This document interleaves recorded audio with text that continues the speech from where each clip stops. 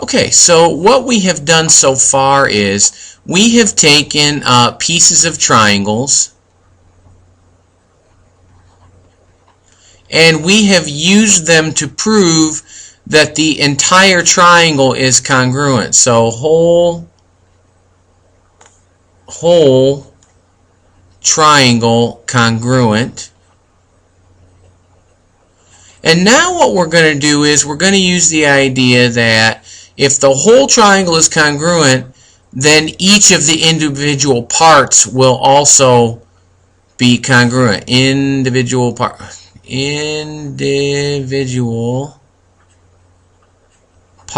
Oh, that is horrible writing. Okay. So in other words, you prove a triangle is congruent. Now that you know it's congruent, every one of the parts of that triangle is going to be congruent to a part of the other triangle. Okay. So let's look at an example here. Given KBC is congruent to ACB, and given angle K is congruent to angle A, prove that KB is congruent to AC.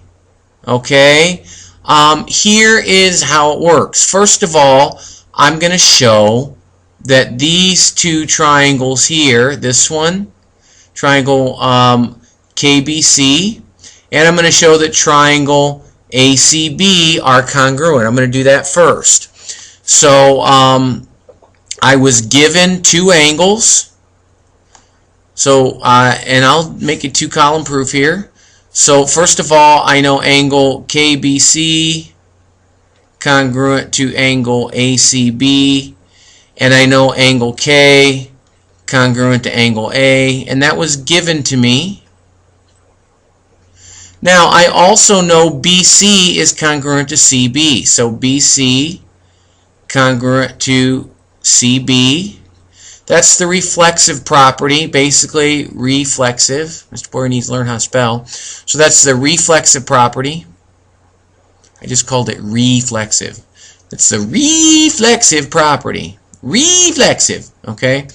Yeehaw, reflexive. Okay, so that's the reflexive property. Sometimes I'll say, it's a shared side, and sometimes I'll just say, something's congruent to itself, right? I mean, that kind of makes sense.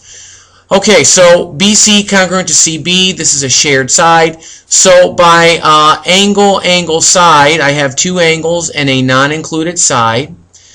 So by angle, side, whoops, I put it on the wrong side.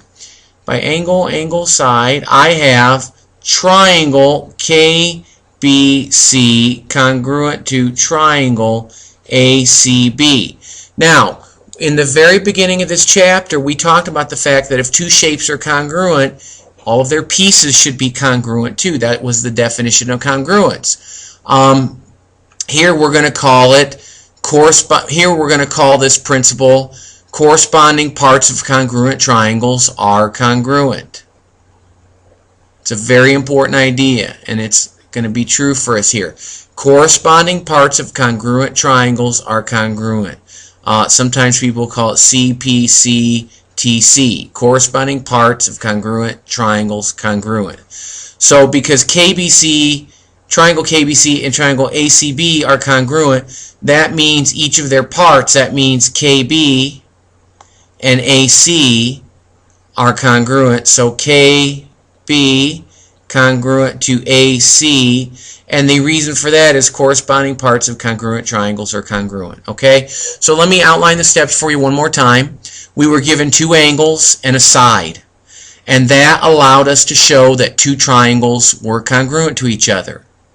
And because the two triangles are congruent to each other, each of their pieces will be congruent to each other. So by corresponding parts of congruent triangles are congruent, CPCTC, by that, KB was congruent to AC. Okay? So hopefully you found this helpful. I'm going to do a couple more examples for you, and then you will be happy.